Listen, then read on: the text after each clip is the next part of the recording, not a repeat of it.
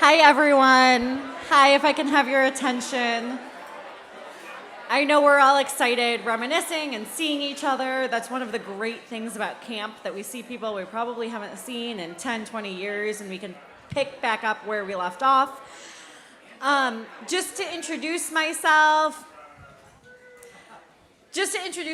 my name is Mary Ellen Dance. I have been associated with Camp Cory for the past several years as a mental health consultant here.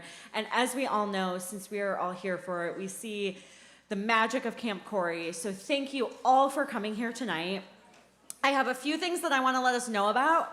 I'm not going to say the A word because we don't need to break into song just yet. But we are going to be doing a few awards tonight. We have a few people that want to speak, to say thank you, to share new things going on with Camp Cory. If you need extra food, please go up and get it. If you need drinks, the bar is still open. We just ask that you be discreet, like when you tried to sneak out of your cabin to see the person you were dating at the time.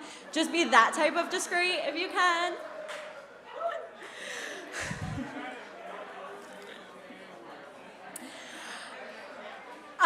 So we are actually going to start off this night with a short little video. So we'll start that now.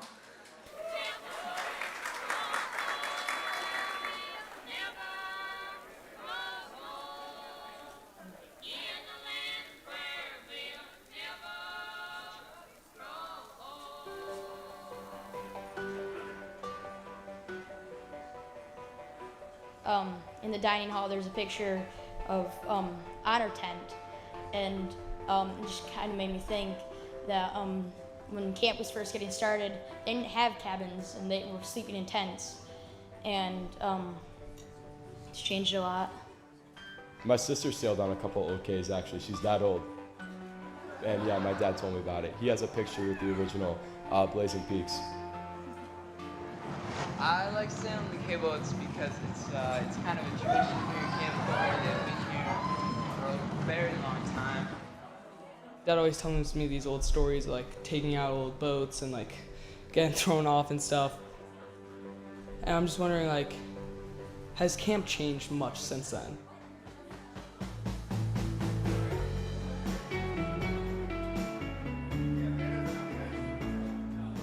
It's not the boats. It's not the location. I believe the best part about Camp Cory is the people you meet here.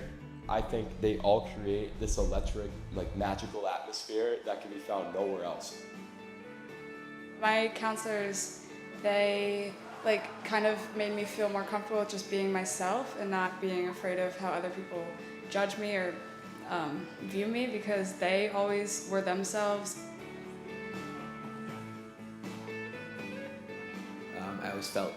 I felt a little changed every year that I came home from camp. I think it made me, 95% who I am today. It taught me to be independent. It's taught me how to be a leader. Camp Cory has made me a better person all around. It has given me social skills, be able to interact with people I don't know. It's a place where you can have fun, be yourself. Nobody will judge you for being you. Everybody around me is just so supportive, and this is like my second home. The people you meet here, they're definitely some like none other that you will ever meet anywhere else. And then you just kind of bond together. You don't really forget those times.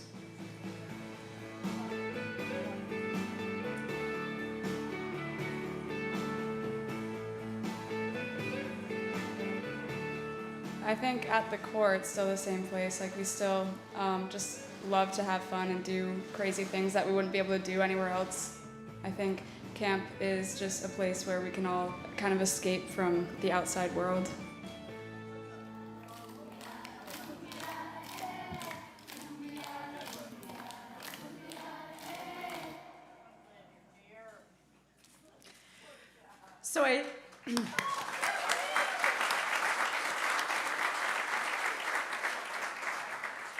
So I think that we all can agree that Camp Cory is a very special place, and hopefully we are able to feel that specialness here this weekend and maybe kind of reliving the days that we were here. And so to start off tonight, I would like to invite Sarah Reeler up to the stage. Sarah Reeler is is a member of the Dedications Committee. So thank you for being here, Sarah.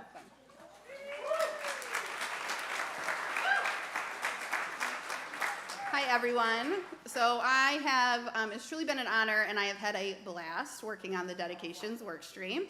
And so I am here to talk a little bit about the Spirit of Cory Award. And I am supposed to have a visual. Hold on. Let me get that out. Aaron, Randy. I think it's in the front. I don't. It's right. Is it Sarah, it's missing. It's gone. the It's spirit- gone. It's been sabotaged. the Spirit of Cory Award? Yeah. I did find this note though. Hi everyone. So guys. awkward moment. I do have a note that says something a little specific about this award. So it says, I believe there's a slide that also has it on, but I don't know. Let's see. It says, I have sabotaged the spirit of Cory. You must solve my clues in order to bring it back together. Signed, the Purple Mongoose. That's a little suspicious. And also, along with that, I have a clue. Oh, good. There's already a clue. Yeah, there's already a clue. Oh, thank God. So at least they were considerate. Okay. All So, right. it says, I might need some little help from the audience from this one. It says, peanut butter, crunch, crunch, crunch, comes from a place where there's a mighty fine bunch, and up above, in print in yellow, there's a sign that says blank. Does anyone know? What was that? And all the way in the back. I heard it. Okay, why don't Okay. you go try to find Yeah, this? I'll go check. I'm gonna give it back to you. Okay. and- Sarah can sit down. Aaron, you promised there wasn't going to be any tomfoolery tonight, so I don't know what you planned here, but let's just keep the show going. And so, Aaron, since you probably are behind this, how about you come up here? Aaron Porietti is the co-chair of the Alumni Committee and was the co-chair of this committee.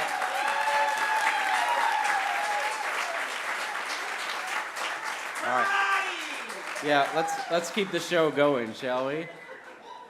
Excited to be here. On behalf of Randy Stern, who is the other co-chair of the 100th anniversary celebration, I just want to welcome everyone. I hope you had a great time this week.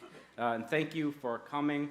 We didn't know what to expect, and we got far more than we thought we would get, so this is really exciting.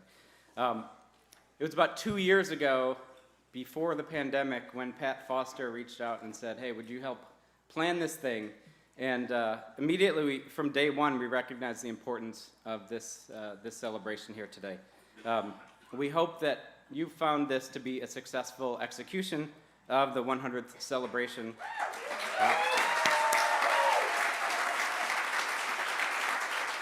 I can't see my notes because I'm old, and I'm growing older every day. So the celebration was intended not to be an alumni reunion, and I'm so excited to see so many other parts of the Camp Cory community out and present today. That's from family members of alumni, board members, the Y community, the local Penn Yan community. Thank you for coming out. It's really exciting. We had a lot of people that helped make this possible, and at the risk of not recognizing one of the volunteers who helped make this possible, I'm not going to recognize anyone. Instead, I'm going to list the accomplishments that we pulled off, and just know that it was not me, it was not Randy, it was a team of volunteers that pulled this off. So, and staff too. It was a team of volunteers and staff that pulled this off. The staff this week was incredible in getting this grounds ready for this. Yeah.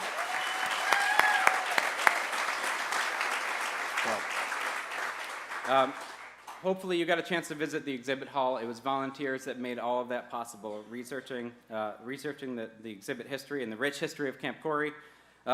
Volunteers over the past 2 years showed up on dozens of Zoom meetings, and what they did there was share their experiences, their thoughts, their ideas, their opinions, and we gathered all of those and course-corrected along the way. It was so important to us to not to listen to the voice of the Camp Cory community in developing this. The volunteers helped display all of what's going on through our social media presence, so thank you to all of those who were part of that. They helped us develop the full flow of the programming that you went through yesterday and today and hopefully into tomorrow. A few of the huge lifts, heavy lifts there were the pop-up art sale that hopefully you had a chance to visit, all of the tours that were put together, the K-boat rides that you got to experience, the dedication wall that I hope you got to visit in Junior Boathouse, and if you haven't visited that yet, at the fireworks, go sign your name and thank someone for your time at Camp Cory. Erecting this beautiful tent, this was a big, heavy lift as well, and I don't think we've ever had a tent in this place. Setting up all of the gear in the gear store and making sure that you had the option to purchase something there. Creating the condition of these beautiful grounds. We had a to-do list of about 200 things just a couple days ago, and for the most part, all of that was checked off, so it was beautiful. Yeah. We made, and I don't know who won, but we made an alumni regatta possible today. Do we have an announcement of the winner?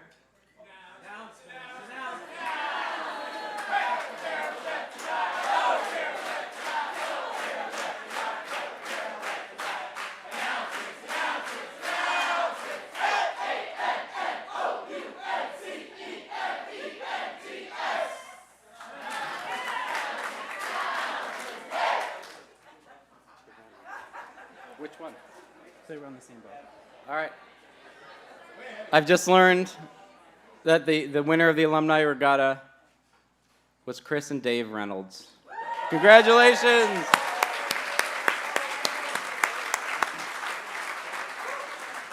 All right.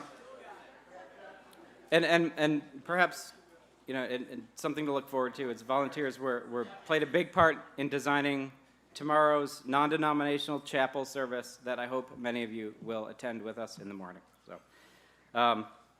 the other thing is we had a lot of advisors along the way. Like I said, a lot of people with a lot of opinions, and I must admit they were smarter than us at every step along the way. So thank you for everyone who weighed in and contributed. That was really valuable.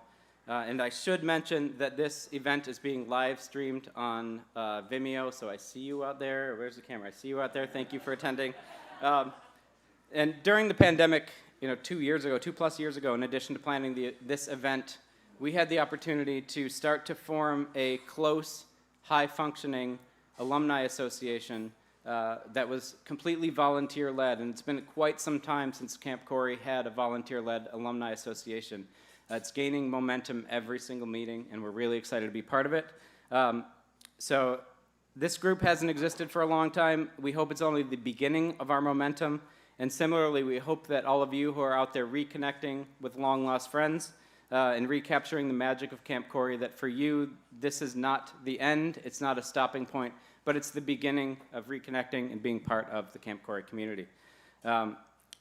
So we hope that our efforts to bring an alumni association together are just getting started, and they're growing stronger every day, and our goal is to preserve the legacy of Camp Cory and carry the spirit of Cory forward. So thank you for coming. It's pretty awesome. Found it. All right. So I found the clue. You guys were right. Help the other fellow. So we're going to attach it right now. Okay, it looks beautiful. And also they were kind enough to leave another note. So this is the next clue. Some of you guys might like this one. It says, migrant may feel like their own civilization come down to the place of today's dedication. And three, perfect. I truly cannot tell you how many clues there will be. Again, Aaron promised me none of this tonight, so we'll see what Evan comes back with. But next, I would like to introduce Pat Foster. Pat Foster is currently the executive director of Camp Cory, but he has also had a strong history with the camp, so most of you may know him. So welcome, Pat Foster.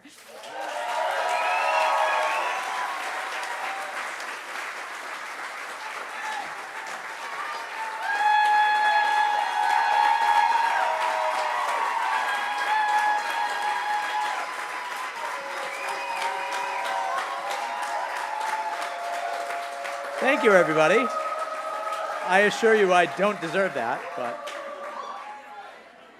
So, first and foremost, from the bottom of my heart, and those of you who know me know that this place means so much to me, and to see everybody here today is just a fantastic experience, and just something that I feel very, very privileged to be here today with all of you. And there's just so much to camp, and how much it means to us. And you know, one thing that I have really gotten to see over the years is that camp is the same story over and over again with different characters. And that one thing about camp is that one generation teaches the next. Everybody looks up to the sailing master who is, you know, teaching them everything about, you know, what they need to know about everything, and village heads and counselors. And those campers become the counselors, and you know, they move forward. And it's just a fantastic experience to see when staff members become alumni, and when I get to experience something like this. And you know, those of you know me, I was a camper at this camp for many, many years. And the staff that were there made this camp what it is. And I feel so lucky to be here to see all of you at this place, and celebrating 100 years at this camp. And I can't thank everybody enough for this wonderful experience. And I hope that all of you be able to, you know, reconnect with this place and find a way to continue to stay with this camp for such a long time. So thank you again, and I hope you have a great evening.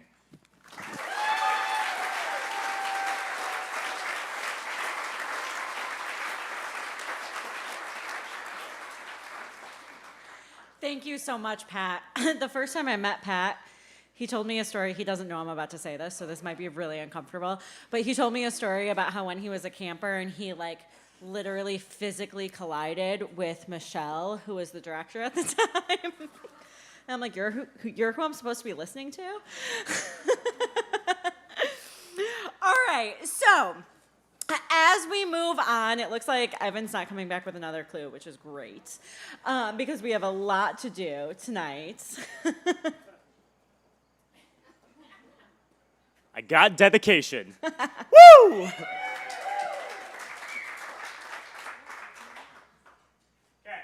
so the next clue is a place to lounge when you were staff, now is home to arts and crafts. It's literally right behind me. I'll be right back. All right. So while Evan comes back, just a reminder, we do have a lot to do tonight. We do have some awards that we're going to be giving away in a minute. So if you need food, the buffet is still out. The bar is still open. Again, please be discreet. Who knows if Evan will come back.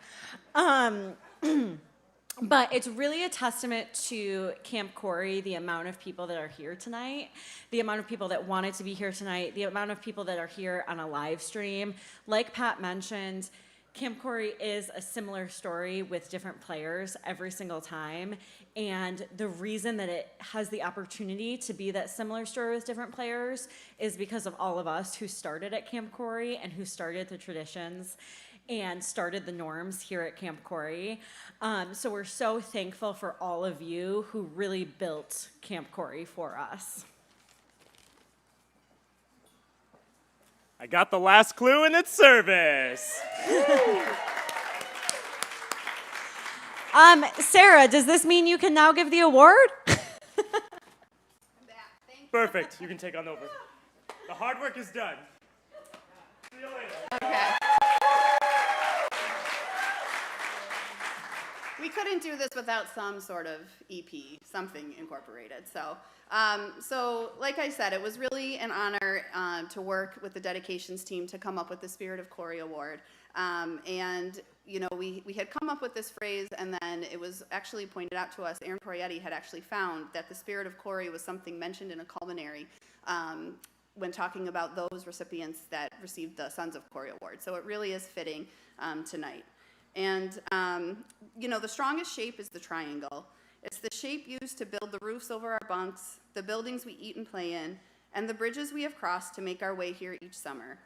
Just like the three sides of a triangle, this camp and the people who have worked here embody characteristics that keep its structure sound. The Spirit of Cory is awarded to current or former individuals involved with the camp, whose presence personifies this spirit in three ways. First, it's the initiative to help the other fellow. Thank goodness Evan found all of these initiatives. Second is service in creating and strengthening the spaces where we live, work, and play. And third, dedication to carrying the spirit of Cory forward. Whether it's compassion, a distraction, direction, or a joke, these individuals instinctively know what campers and staff need seconds before they even know they needed it. And the values of Camp Cory aren't something these individuals live by. The values of Camp Cory are the essence of who they are as people. And tonight, we are so delighted to present the Spirit of Cory Award. And I think there's a video we're rolling for the first recipient. In the late 80s, there was one camper who just always seemed to be around. First coming to camp in 1988, Mark Dibble quickly became synonymous with summers on Cuckoo Lake. And then, to camp's benefit, he just refused to leave. From the time he became a permanent fixture in M4, Mark's love and dedication to Cory was obvious. And around the country, there are countless young adults who can point to Mark as the guy that taught them to swim, or sail, or find an affinity for the back catalog of Bob Dylan. Through 2011, Dibble excelled in just about every role on these grounds. From migrant village head to camp director, Mark served Camp Cory as a consistent role model of friendship, pragmatism, and service. In the 23 years the youngest Dibble spent at Cory, his dedication provided for possibly the greatest singular impact, not only on thousands of campers, but on the character and expectations for Cory's staff. Presenting the award, co-chairs of the Dibble Fan Club, Bo Shoemaker and Aaron Weaver.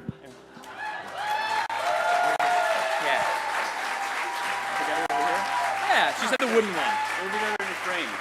We are.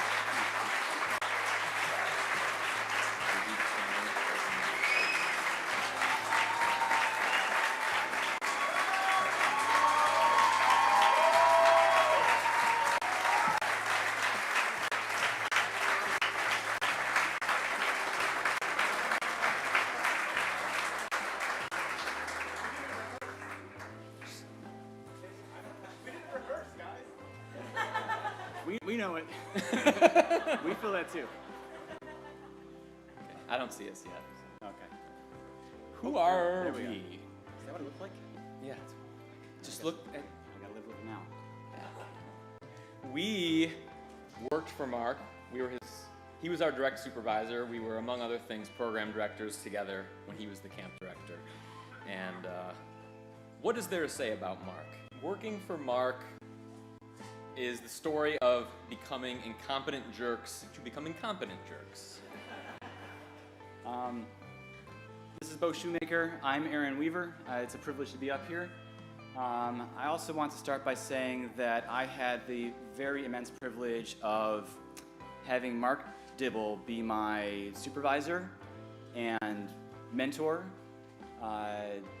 Halo 3 squad mate, very, very formidable Halo 3 squad mate. That's a video game. And friend for many years, and that's meant a great deal to me. And I could talk, I think, for a long time about the various things that make Mark special to me and in general, and what makes him exceptional, but I don't have a lot of time. So I just want to call out two traits of Mark's that I think make him particularly effective in the work that he's done and special. The first of which is the way that Mark is able to approach every situation he encounters or problem to solve by playing this impressive game of 3D chess, where he sees beyond the boundaries of how anybody else would define the job or define the problem, and really, really, truly thinks outside the box and finds new ways to even define what the job is to begin with. And I've tried to internalize and emulate that to some extent, but I think it's a pale comparison to what Mark can do. And secondly, it's this very innate interest and knack for developing the people around him, developing the staff members around him, where he will see a potential for growth in people. I feel a little bit like he saw a potential in me personally when I didn't see that. And feel like other people besides him didn't, and I'm eternally grateful for that. And I think that he has made the people around him richer and more effective and complete as part of what he can do. That development is long term, but every once in a while you could kind of feel it happening as he was supervising you, and it was just something else to feel like, oh, Mark, this interaction with Mark is actually developing me as a person. His leadership lessons were like a philosophy class, and I mean that in a very good way. They were not for the faint of brain. Some of the subjects of his lessons during Central Staff training included groupthink. He had us analyze a quote, beautiful view, but is there one for the enlisted man? And he did listen first training, for which I believe he won an award from the YMCA. And these are all things that essentially got us to not just be camp counselors, not just be camp program directors, but to essentially be what he was, which is essentially a philosopher at a camp, being introspective, always considering what we were doing and the meaning behind it. He drove us forward when it was called for, and he maintained our traditions when that was called for. Did you have anything else to add? There's a lot more that I think we could say, but in the interest of time, we probably should move things along. We are very pleased to give this award to Mark Dibble.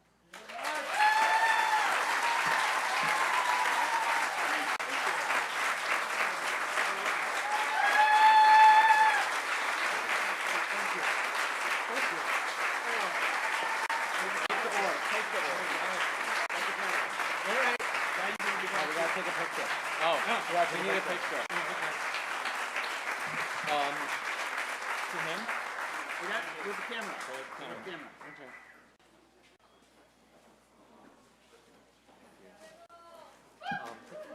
I will. Thank you. This is wonderful, and I apologize. I'm a little emotional. Aaron made me promise to keep this under 5 minutes, but I don't work here anymore, so I'm going to talk for as long as I want, and I'm going to get R-rated up here, so I hope you're all ready. No, I'm just kidding, obviously. It's bizarre to me that this camp is giving something back to me when all this camp has done is given to me. Just momentous things in my life, from my beautiful wife, my less attractive wife who couldn't make it tonight.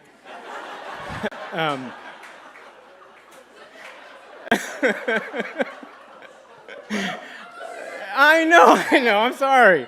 My beautiful kids, my job, I work for the YMCA, and you know, watching the video at the beginning, listening to the kids talk, it's exactly how I felt. And I'm not going to tell you my whole life story, but I will tell you that when I was a kid, I was a very, very sick child. I could not stay out of the hospital.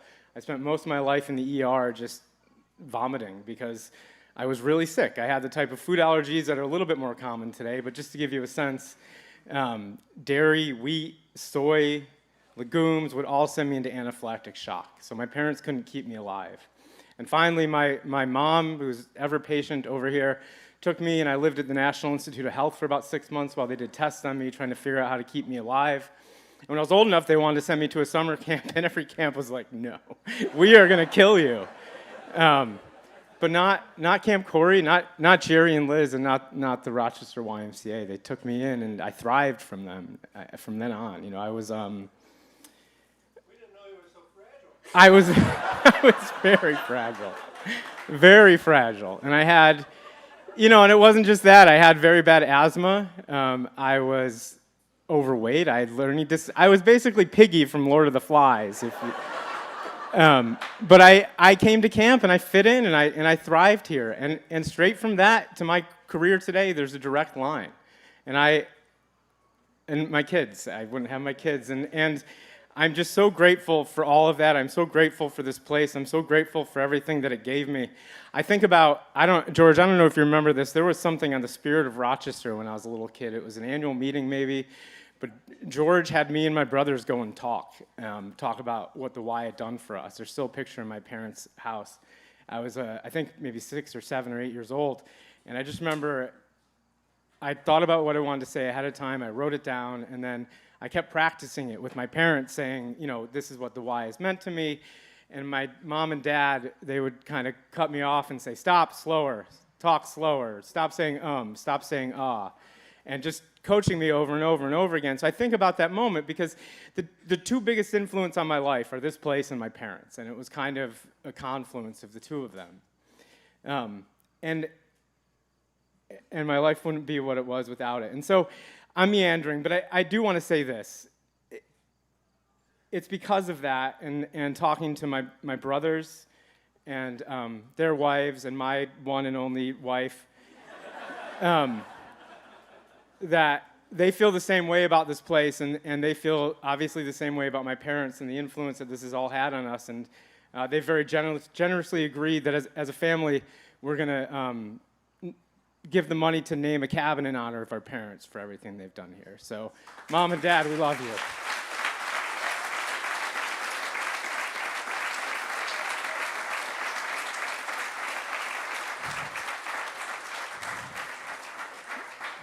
We love you guys, and two small things just to finish up. One, I know there's other alumni out there who can do the same thing, and if this place meant half as much to you as it did to us, please go see Pat or Andy or George. He'd be happy to take your money, any one of them. Please go see them and see what you can do about finding a way to give back. That's the first thing, and the second thing is, you know, we're going to start sending my son to overnight camp here next year, and if my name's on a cabin, he better get a good placement, Pat. Thank you.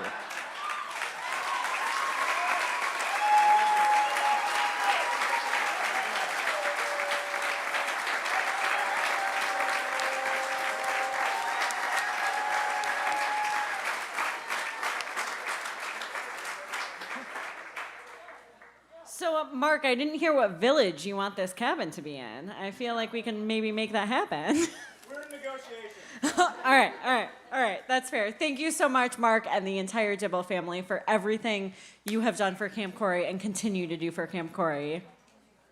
We have another video to announce the second winner of the Spirit of Cory Award. In 1998, Michelle Rowcliffe came to Camp Cory with impossible shoes to fill.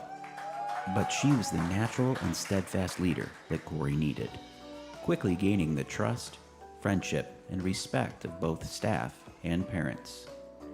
Through 2019, Michelle's steady leadership transformed the grounds surrounding us. Her accomplishments include a 7-acre expansion to the property, which helped transform day camp into a summer-long program, providing the Cory experience to exponentially more children.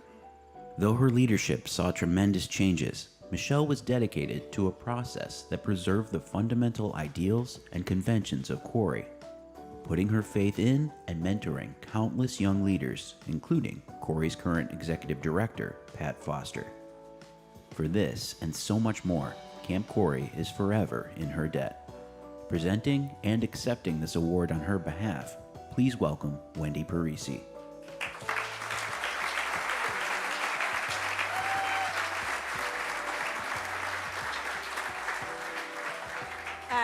Dibble is a tough act to follow, just for the record. I am Wendy Parisi. I was a camper in the early 80s, in the late 80s and early 90s. I moved back to the Rochester area in 2007, and I had the pleasure of meeting Michelle at an alumni event, a holiday event. And, you know, I think Aaron Peretti said earlier this weekend that camp is the place of, would you say, misfit toys? And so coming back to an alumni event, I was a little bit intimidated because who was I? You know, I was a camper here for a few years and a staff member. And Michelle had this way about her of welcoming folks, and she invited me down to the property. She said, "You can stay there." And I said, "I can stay there." You know, she said, "Yeah, she could. We have this beautiful alumni cabin. Did you guys know this? We have this beautiful alumni cabin." And that was Michelle. She had been here for about 10 years at that point, and she continued to be the backbone of the work that was done here. And when you look around at the property today, you see Michelle. The expansions and the capital work that was done, and the leadership that followed her continues to bring that together. So it's just a distinct pleasure to accept this award on her behalf. So I'm going to switch from presenter to award receiver here, because Michelle could not join us tonight, but I know she is here watching us on video, so I hope I do her justice.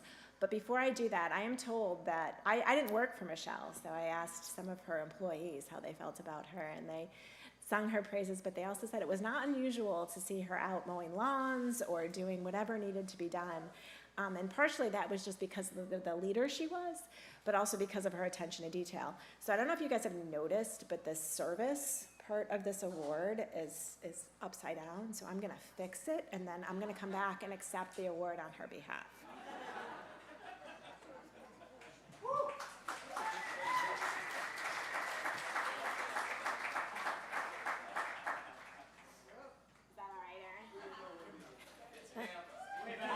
It's camp. It's all right. All right. So Michelle did give me a few words to accept this award on her behalf. And, you know, the first thing she said, that this was not a job for her or her family. It was a lifestyle. The three of them, herself, her husband Sean, and her daughter Olivia, who was probably an infant when they joined Camp Cory, were all in. She couldn't think of a better way for Olivia to grow up and watch her parents work and make thousands of relationships. She was so proud of this place at the end. She can't say that for the first 10 years. She said it was so much to do. There was literally blood, sweat, and tears. But ultimately, as you can see, everything blossomed. Her old boss, Buddy Campbell, said, fill the beds and everything else will fall into place, and that happened. She did everything she could to fill those beds, an improved program, and then they started to have the capital to do the projects they needed to do to be a premier camp in the Finger Lakes. And the role I am now, I see reputable camps all summer long. Michelle works for the American Camping Association, is that correct? Yes. I can honestly say Cory has the program and culture that is top-notch. The things I miss most are the relationships I've made over the 20-plus years, the kids that have become adults, the staff, and then the kids that come from the staff, and around it goes. Just thank you for this award. So thank you, Michelle.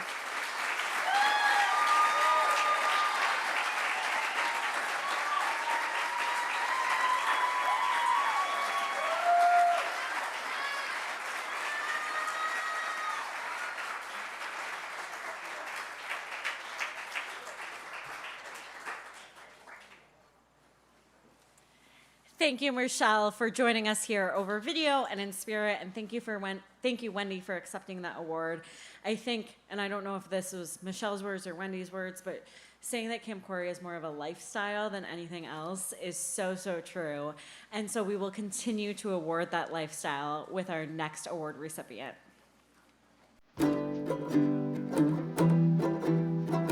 Lose your bathing suit? Need a hug? Wet the bed? You could always turn to Liz. No money in your store account? No problem. Another tiny cup of orange soda pop? Sorry, you've had your fill. Treating thousands of campers as her own, Liz made us feel safe and loved during our time away from home. Through store accounts, she taught us about budgeting, Otis Spunkmeyer cookies, and charity. Liz has described camp as the great equalizer. No matter where you come from, Cory is a safe haven. This is an idea she instilled, and it still rings true. Today's staff might not know Liz, but her lessons have been passed down to them through generations of Cory staff. Presenting the award, please welcome Christopher Albrecht.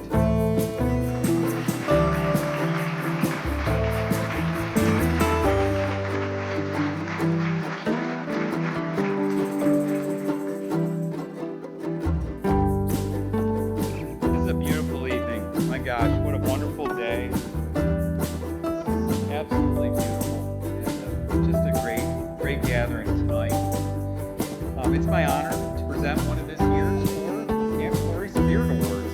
Camp has morphed over the years.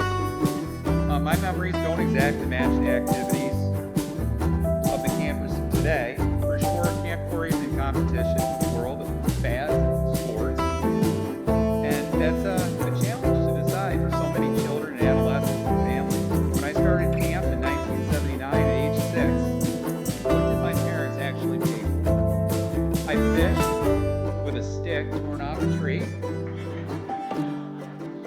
with a piece of red wad on a hook, played flicker ball, shot archery, sometimes into junior camp, dragged mattresses outside, slept under stars. List goes on and on. But the bottom line is all these things can be done at home. So why did my parents send me to camp? Why come to Camp Cory? It's a good question. Many of my greatest memories as a kid, those that became formative in my life as a teacher, husband, father, person I am today, stem from, just like Mark said, my parents at Camp Cory. The weeks of each summer represent only a fraction of my 50 years on this earth, but they are so much a part of the man I am now. I laughed and lived with cabin mates, counselors. There was simple joy, a lot of weirdness. I froze at Polar Bear. I coveted spray-painted gold rocks. Played some made-up water games with a greased watermelon. All of it was so darn simple. The games have changed too, but at its core, there is something endearing that remains about our beloved Camp Cory that I've heard a lot of other people speak about, and that's the personal relationships that we form here. Then, now, and forever. Moving forward, personal relationships will be the cornerstone of our wonderful Camp Cory. In a world of excess and sometimes greed and selfish outlooks, having less with a focus on the unconditional glue of positive human interaction will and shall be the path for our Camp Cory. It's my honor to present this Spirit Award to an amazing example of what I have forementioned. She is the purest example of dedication to other people. She exudes our motto of help the other fellow.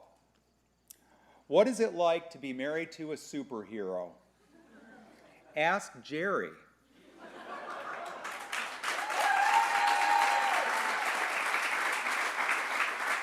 It's about time. He's been married to a superhero for over 50 years. Our next Spirit Award recipient is the amazing Liz Elliott.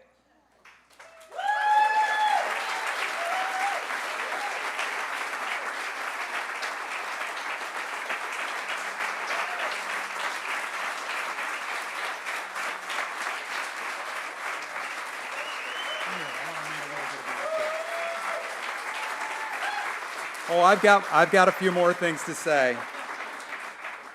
Liz exemplifies everything that's great you do. It's little things done with great love that make the world go round. Liz has steadfast kindness coupled with a one-of-a-kind, friendly personality that makes all feel welcome around her. She's humble to the core, easily overlooked. Liz quietly went around keeping our campground organized and the start of my boondoggle correct. My earliest memories of Liz was setting up my camper store account. Spent a lot of time in there. She manned the window. Back in the day, $15 would easily get a camper through 2 weeks of snacks and boondoggle. Upon leaving camp, my parents would visit Liz and collect up one of her neatly organized envelopes with what other store money was left. She sometimes did this in the calm space near the green cottage. She knew all of our names. And my mom and dad always loved seeing her on arrival and pickup. Liz was and is always interested in camp people, young and old, campers and staff. When we say the motto, help the other fellow, help means to care. You care, Liz. And that is exactly your way. You've devoted your life to schools, camp, your community, and an amazing family. From here all the way to Baldwinsville. Liz came to camp in 1975 with her son, daughter, and a 1-month-old. Melissa. She remained a fixture at Camp Cory for 22 summers. She was a witness to the biggest change in Camp Cory history. In 1976, the integration of girls at our camp.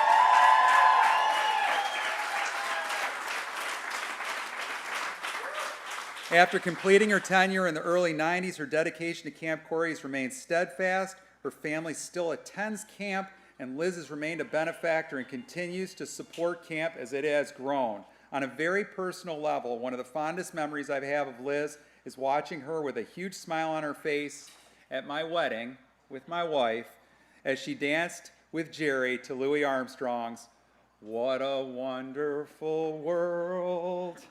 And with that, I want to present this Spirit of Cory Award to the wonderful Liz Elliott.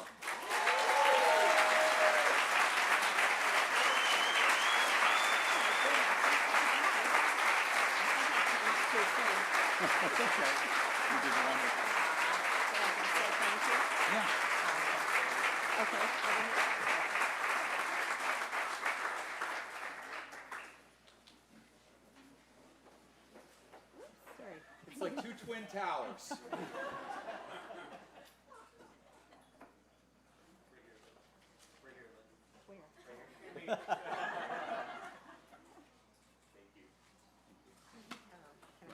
Yeah. Talking here. Okay.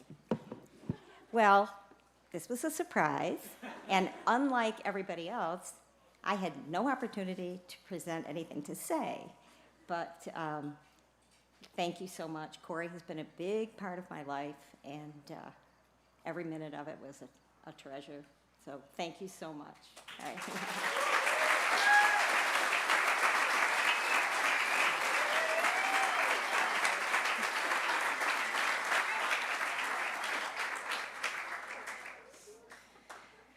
Thank you so much, Liz. Thank you for everything you have done for the camp, and thank you for continuing to send your family to camp. And we have one last award to give, who you may have heard of already tonight.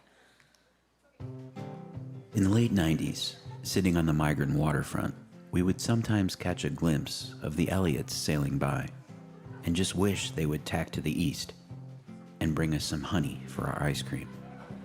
As a camper, Jerry was legend. It's impossible to overstate the amount of respect, trust, and reverence he commanded.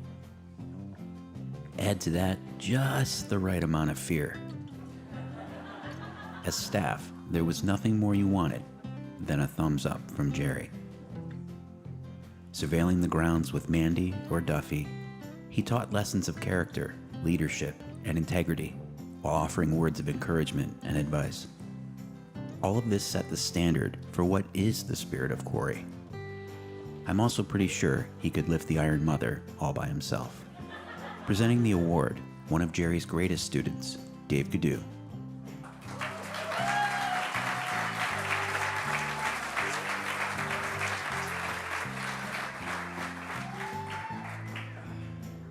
In 1994 was my first summer here at camp, and I'd never been to camp.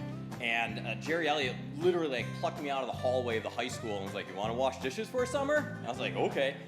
And so my only experience with summer camps had been the movies Meatballs 1, Meatballs 2, Meatballs 3, Summer Job. So I show up to camp, and the very first night in the dining hall, I'm sitting across from Jerry, and he's telling me about camp and the history, and he gets this like diabolical look in his eyes, and he's like, "And sometimes you'll hear Lake Job Dave, Lake Job Dave, Lake Job Dave," and then everyone like they just surround you, pick you up, and like walk you down the yacht club and throw you off the Y dock. And I was like, "Oh, it's that kind of camp, all right." And I was convinced that this is going to be, and I was 15 years old, that this was going to be the summer of my first beer, my first cigarette, and just like sneaking out every night.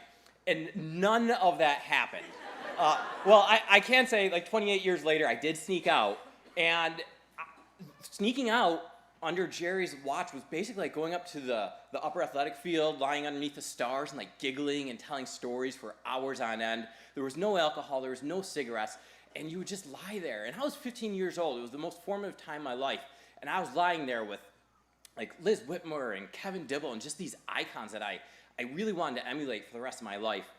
And I started thinking about it. I was like, how lucky am I at 15 years old to be spending my summer with these people that are just so accepting and just so wholesome. Because many 15-year-olds, like, they're lucky if they have 1 or 2 role models, and every summer I had 60. And I started thinking about it, like, how is this the case?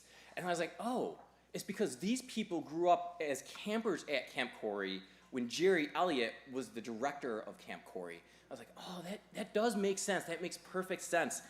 And you start thinking about Jerry's core tenet was campers first, kids first. And you see that in all his contributions. And you look, in 1976, it was co-ed because that was what was best for the camp. It was time. And more than that, the camp was divided by age, not gender, which was revolutionary at the time. And Jerry had the iron claw and rooted out alcohol and drugs. And it was a long haul, but he did it. And Jerry knew that camp needed to be profoundly transformative for kids. And it needed to be a space where all kids could grow and explore. And that DNA from 47 years ago is still coursing through camp. And it's actually escaped the boundaries of camp because, you know, sometimes you say something or you do something, it kind of changes the trajectory of someone's life for the better. And then those people go out and something they say or something they do changes the lives of others for better. And it is so hard to kind of like figure out like just how far you can reach. But as far as I'm concerned, ground zero was here in 1975. And you've created an army of wholesome, morally centered world changers. And even today, even though your last summer was 1996, you can walk around camp and see the spirit of Jerry Elliott in everything that's here. And so, and I should have said this 28 years ago, Jerry, and I regret not saying it, but there's only one thing that I can say. Late job, Jerry. Late job, Jerry. Late job, Jerry. So on behalf of the roughly billion and a half of people's lives you've touched, this is for you.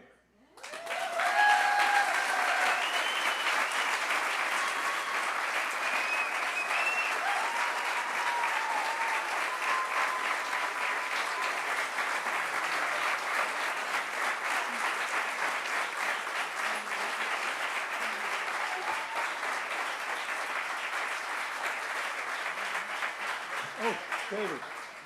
David, what do we do? You get in the middle, I think. Oh, I get in the middle? Yeah. Maybe take a step this way, I guess. Oh, this way? Yeah. He always tells me what to do. I learned from the best.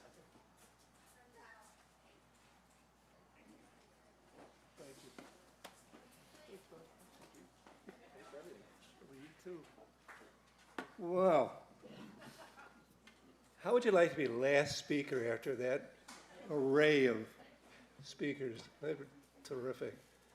I never went to camp as a kid. It never occurred to me really much. My parents never pushed it, and I wasn't in scouts or anything fancy like that. But I grew up in a Norman Rockwell setting. We had swimming holes. It was ropes to swing off, trees I'd jump off of, nobody guarding. We did our own thing. We had a great time growing up just by ourselves without much formality.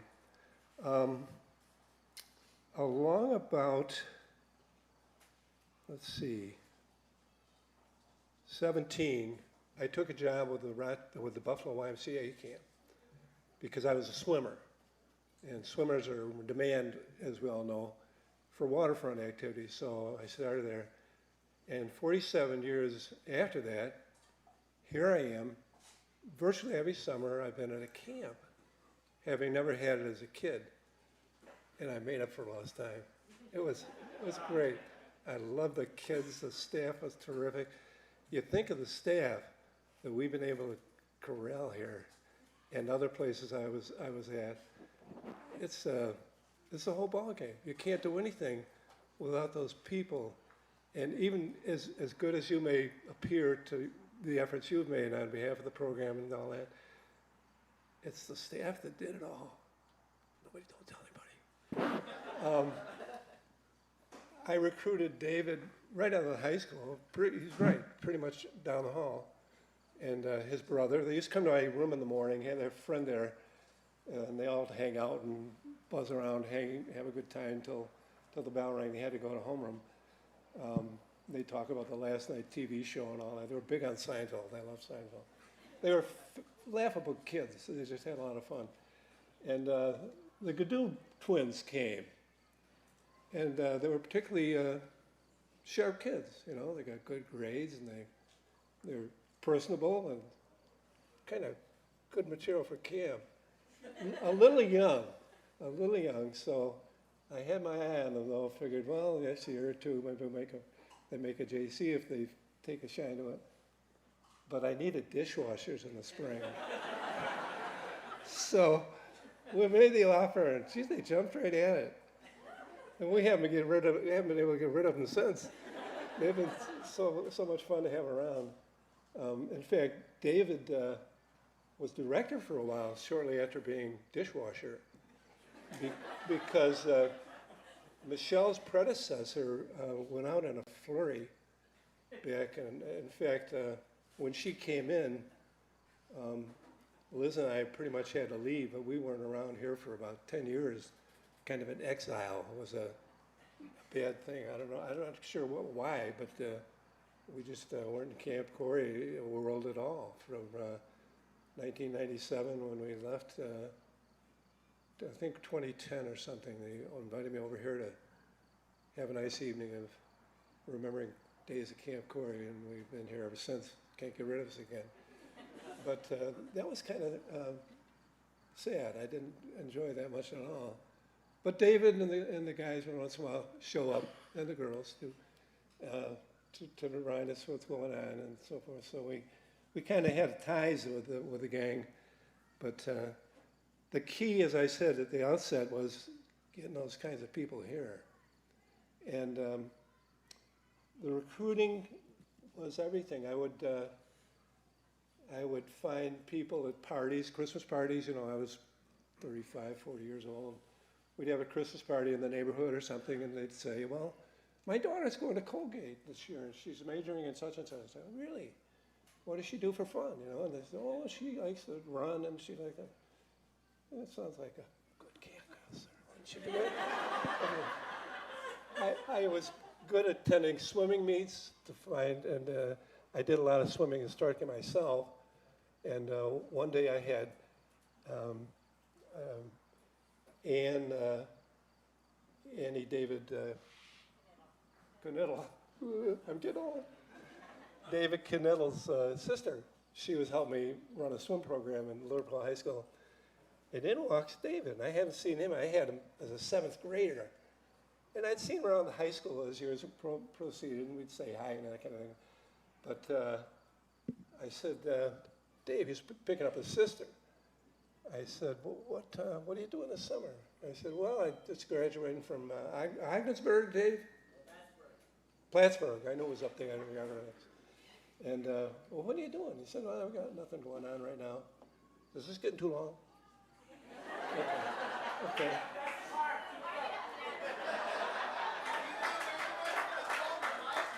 I used to be in. Talk as long as you want. I used to be in local politics, and we can't shut up usually. And then you combine it with being a history teacher for 38 years, you can't shut us up. But anyway, and living with Liz, you got to take your chances and talk when you can. Right? So anyway,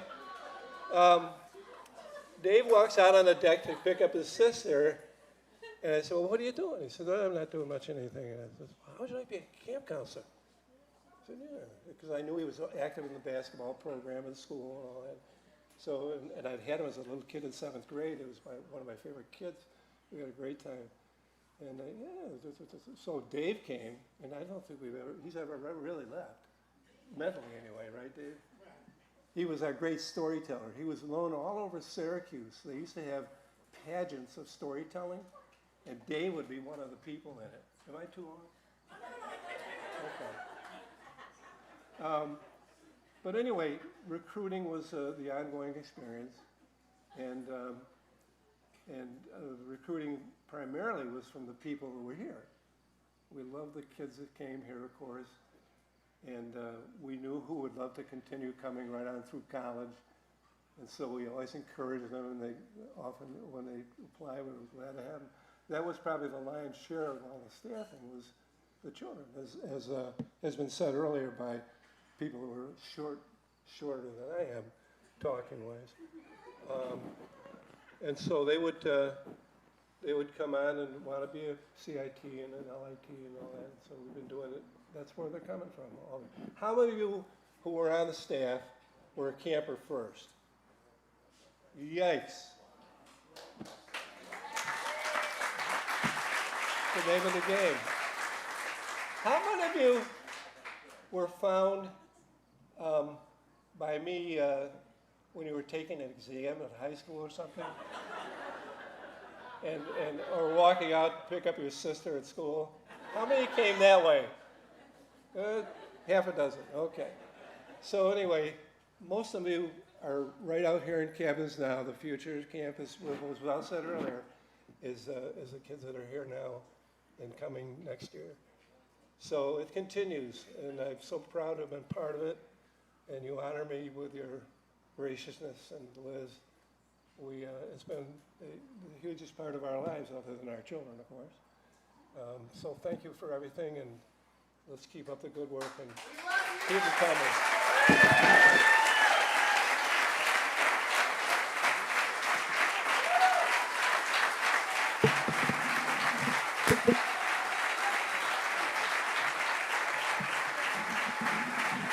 Does it work? Was I talking in this one? Wow. Well, we better start all over again.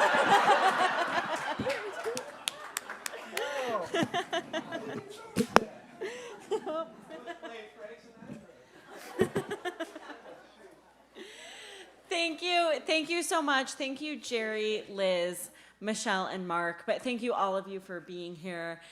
As Jerry pointed out, the amount of people who worked here, who are campers here, is absolutely incredible. But seeing how camp does not treat people differently, whether it's their first year or their 30th year here, and that's such a special thing to be a part of.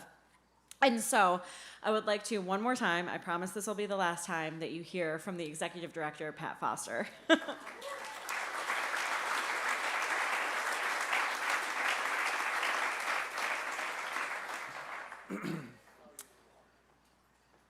When I was 11 years old, I didn't really know what I was doing with my summer. My mom didn't really know what to do with me, and she was a single mother. She didn't know how to pay for any sort of summer enrichment program, and she worked for a guy named Pete Heinrich. And she asked the one question that every Cory alumnus asks, which is, I don't know what to do with my child over the summer. And that's how I got to Camp Cory. My mom did not have a lot of money. And we were able to come here thanks to the generous donations of so many. And it was those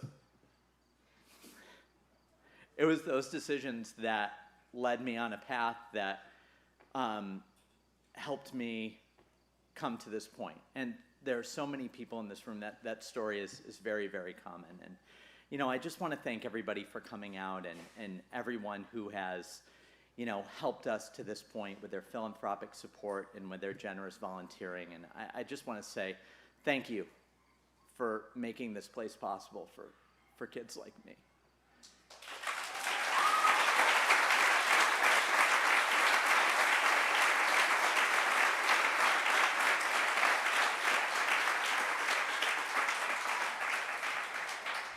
So as we, you know, wrap up this fantastic night, which just a round of applause for our co-chairs, Randy and Aaron, for running such a fantastic event.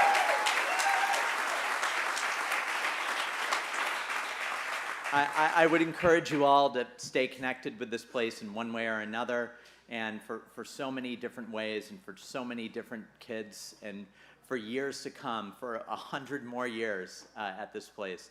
I hope to see all of you more and more and more. So thank you so much.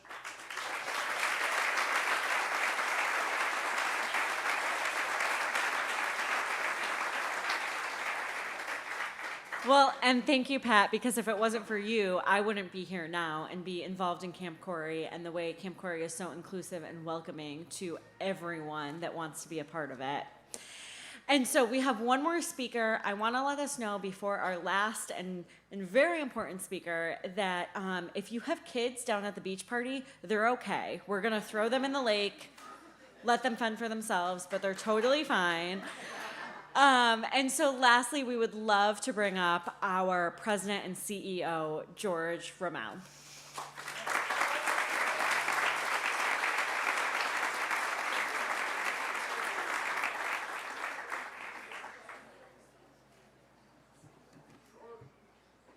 Hi. Well, good evening, everybody, and what an honor it is to be here. You know, we waited an extra year for this, right? And look at all of us together under a tent, which was unthinkable, right? And here we are.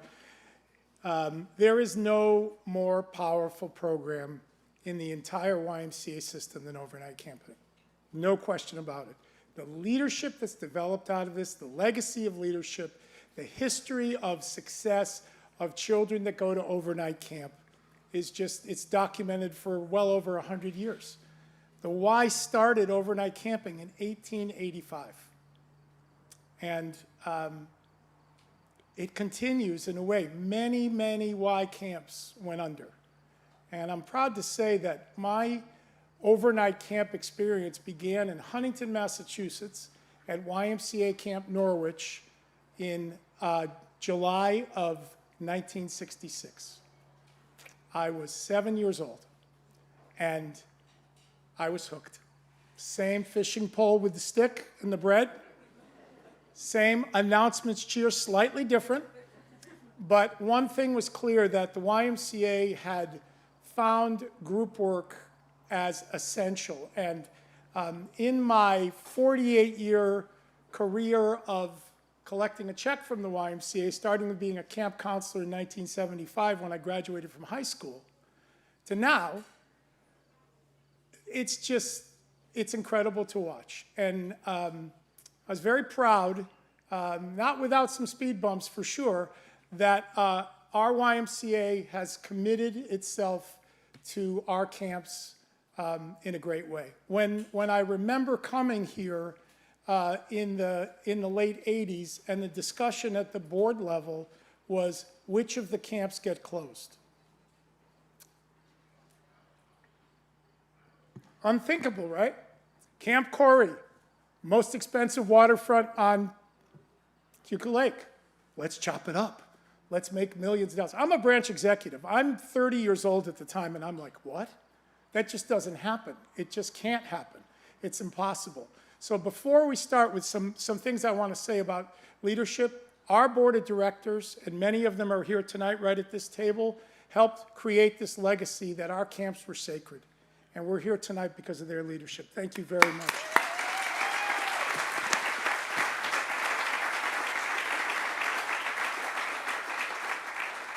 So many of you know that the Harris family bestowed this beautiful piece of property. Bo, you're going to correct me if I'm wrong, right? Harris family in honor of Lawrence Cory.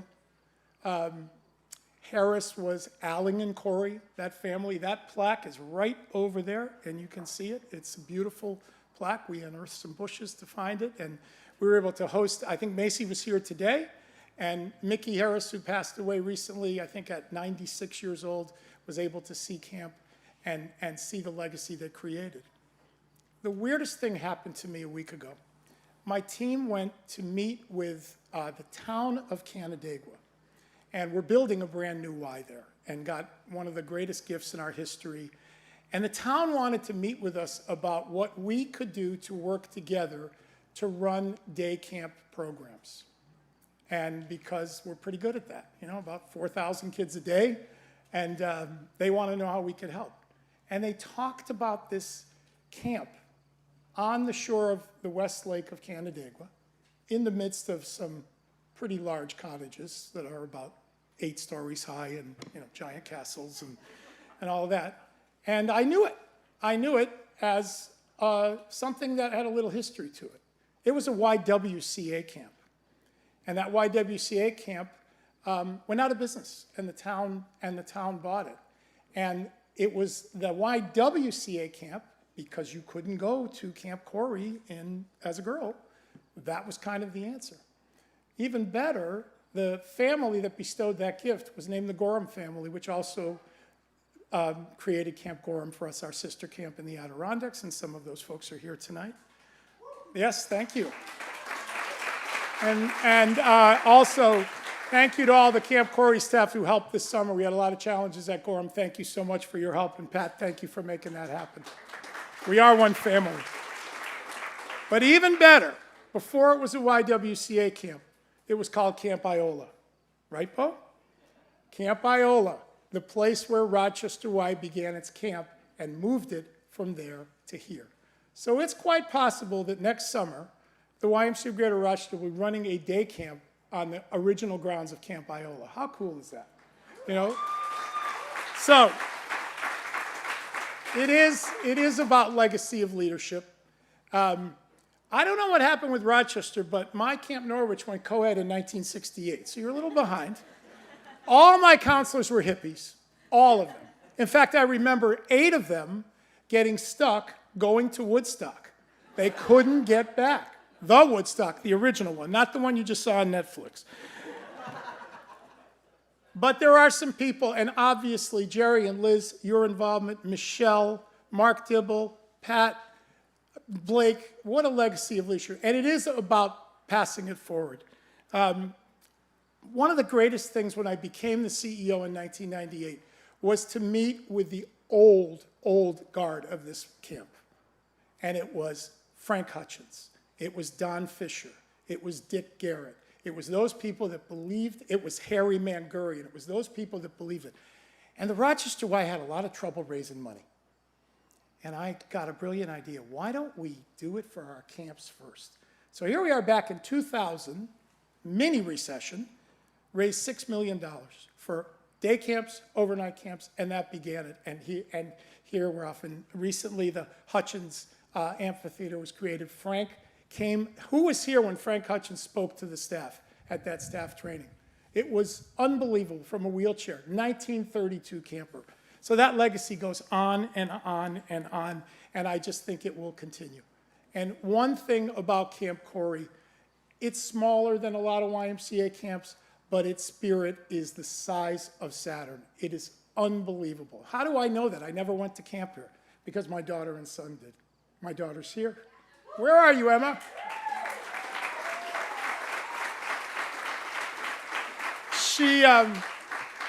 We snuck her in at 6. I'm pretty sure it was 6.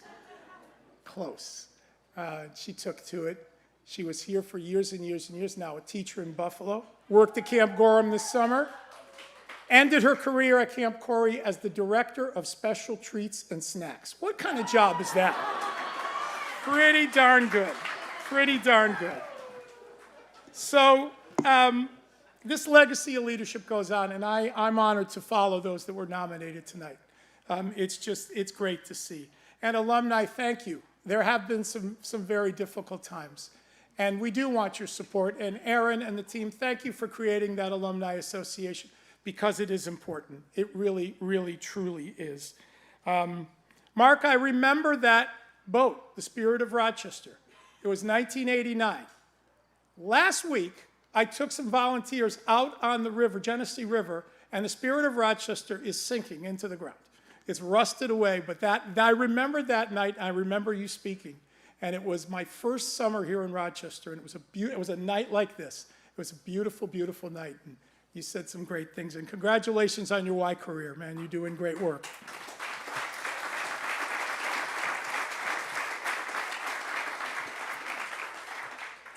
Who knows the name Chief Weldon Hester? Right, Jerry, you do. His wife, Happy, right? World War II, died in wool, you know. These camps were created to train young men to go to war. That's what their function was. That's why those bugles were so prevalent. It was after World War I. The world knew that another war was coming, and the Y responded like it did in the war effort back, raising like $2 billion in the 20s to prepare young men for war. Now it's about character development. Now it's about values. Now it's about group work. And that's the way it should be. What a world that we have this opportunity. My nieces have come here for 10 plus years from Connecticut. They just left. Anna was the waterfront director this summer. So we're, as a family, we're fully vested in that. And Stephanie just moved into UVM today, and there's 3 people in a room that's smaller than what's that hot house you put staff in over here? Right, that place. So it's exciting to see it going. It's exciting to see it grow. If you've not seen the other side of the property, it was the first time in 90 plus years that we were able to grow the footprint of Camp Cory. And what a beautiful legacy. So now there's a day camp. And that day camp peacefully coexists with the overnight camp. It hasn't ruined the spirit of Camp Cory. All it's done is create younger kids who can't wait to grow up to go to Camp Cory later on. And we see it happening more and more and more. And what a great job that they've done in creating and developing that facility. Philanthropy is important. It's part of what great camps can be. And I do encourage you to support Camp Cory in whatever way it's possible. And yes, I will cheerfully take your money. There is a square on here if you'd like to tap your card. Or this little thing has a QR code. For those of you under the age of 50, you will know what that is and know that it works. And you can certainly give to Camp Cory. But there are people here I do want to thank who have given leadership to what was called our Centennial Campaign. And I remember clear as a bell, Mary and Art, you were there, and I think others at this table, at the 95th anniversary, where we sat at that pond and talked about what the future was going to be and how the leadership development of this camp needed to grow. We had 4 old green cabins here, and they literally were falling down. Who lived in those cabins? Yeah. You take pieces of them, please. A few of them burned down. Then we built this beautiful Mangurian Leadership Lodge, right? 32 beds. We thought that was enough. Nope. We outgrew that. Now that's where the youngest kids go. And we created this beautiful leadership village, plus the day camp, under the leadership of Mark Idland. Thank you, Mark. All the way from Cleveland, working for the Y, Megan DeFranco. Thank you, Megan, for your efforts. And my incredible chair of our decade-long comprehensive campaign that raised $82 million, Yuri Kushner. Thank you for being here tonight. So, I know there were a tremendous amount of philanthropy for camp. I do want to call out those that helped support what was a very expensive village around the water, and we're very, very thrilled that many of them are here tonight. First of all, unable to be here, but one of the cabins is the Abby Campbell family. Thank you, Campbells. I'm sure you're on the video. Okay, the Crouch, Pratt, Fairfax, Knopfsinger family representing the Abernathy cabin. Thank you for your support. Oh, we got him, yeah. Are you here? Come on up.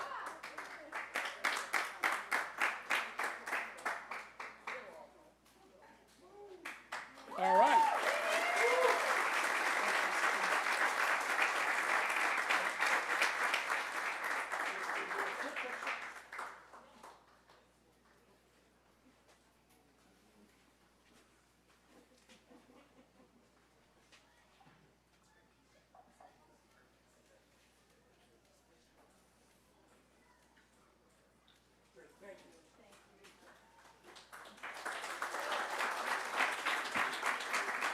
I was just told fireworks start at 9, so I have an hour and 20 minutes left, so don't worry. I know they're here, the Fior family. Lisa, Kevin, grandchildren, daughters. Here they come. I'm going to put it in an angle for you. All right, thank you. I know, it's true. All right, and our next corporate board chair, he couldn't be here tonight, but helped build the village as well, and that was David Reedman and Jay Wegman and BRW of Parrington that made all that possible. Thank you so much.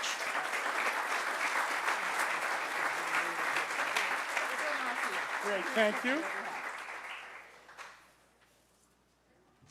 And before I do the last one, I want to thank Mike Stevens, who's on my team, for his vision in creating that village. Beautiful job, Mike. Thank you. If you haven't seen it, it's pretty cool, and it's a little bit, we have Craig Village, and we have Walmsley, and we have Wells, we have all these beautiful migrant village. It's in keeping with the spirit. We wanted to make it as close to the spirit of camp as we could.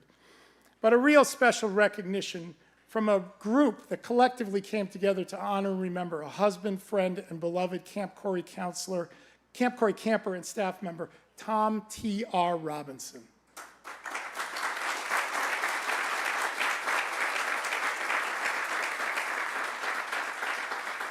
The Robinson campaign was created with the incredible leadership of his wife, Mary, who is here tonight, longtime camp friend Mark Island. Mark and Mary brought former campers, TR's friends, colleagues, and family to make the dream of remembering TR possible. Mary is with us tonight, as I said, and thanks, Mary, for doing this. I have heard TR described as their hero by his former campers. What a wonderful tribute, and thank you. Come on up, Mary.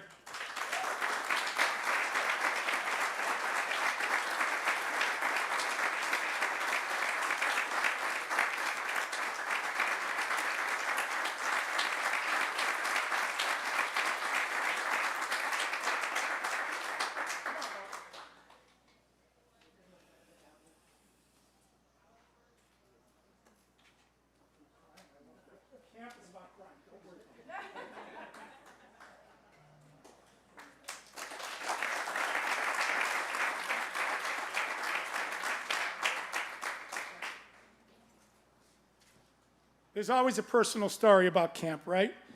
I was very sick as an individual. I had kidney disease, and I'm very fortunate that now, almost 2.5 years later, I'm very healthy, having gotten a transplant. You know who was the first person I talked to about that because she was a specialist in it, had no idea she had a Camp Cory connection? Mary Robinson. Thank you, Mary.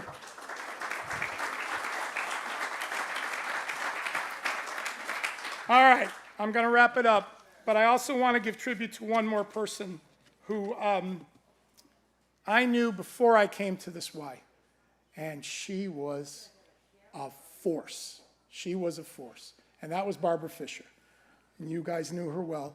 Barb Fisher was the staff member that came in here with the charge of creating both camps to be co-ed, and she did a great job.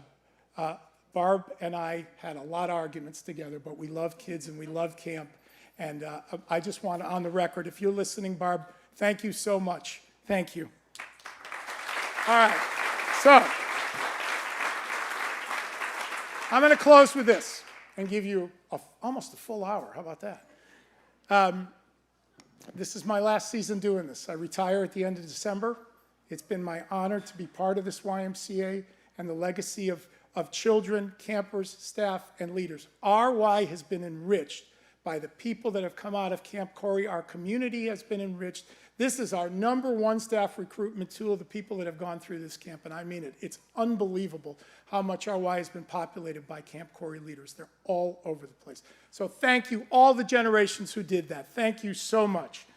All right, I'm gonna read you a poem that's near and dear to my heart. Yuri, you heard it on Wednesday, so you just have to bear with it. Because anytime a camp season ends, where we have a safe, fun summer, I remember this. And Pat, I think I gave you this textbook to carry on because I'm not taking them with me to Florida. You may think, my dear, when you grow quite old, you have left camp days behind. But I know the scent of wood smoke will always call to mind little fires at twilight and trails you used to find. You may think someday you have quite grown up and feel so worldly wise, but suddenly out of the past, a vision will arise of merry folk with brown bare knees and laughter in their eyes. You may live in a house built to your taste in the nicest part of town, but someday you'd trade for your old camp clothes, you'd change your latest gown. You'd trade it in for a balsam bed where stars all night look down. You may find yourself grown wealthy, have all that gold can buy, but you toss aside a fortune for days beneath an open sky. with sunlight and blue water and white clouds sailing by. For once you have been a camper, then something has come to stay deep in your heart forever, which nothing can take away. And heaven can only be heaven with a camp in which to play. Thank you for protecting the legacy of this camp. Here's to the next 100 years.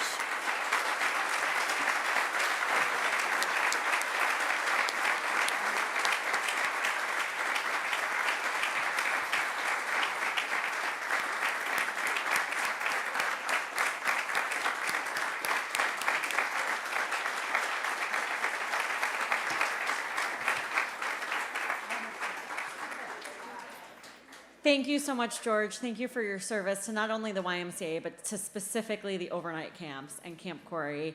Thank you, all of you, for coming here tonight. As George mentioned, it sounds like he's okay taking money, but you can also give back in a lot of ways. Come and stay in our alumni cabin. It's gorgeous. Send your kids here. Join the Alumni Association. We want to see you more than every 100 years. So thank you so much for coming here. The bar will be open until 8 o'clock, and down under the pavilion, there's also dessert. 8:30. Oh, thanks, Pat. The bar will be open till 8:30. There's also dessert under the pavilion. Go get your sweatshirts. The fireworks are down at the junior waterfront at 9 o'clock. And thank you for continuing the legacy of Camp Cory.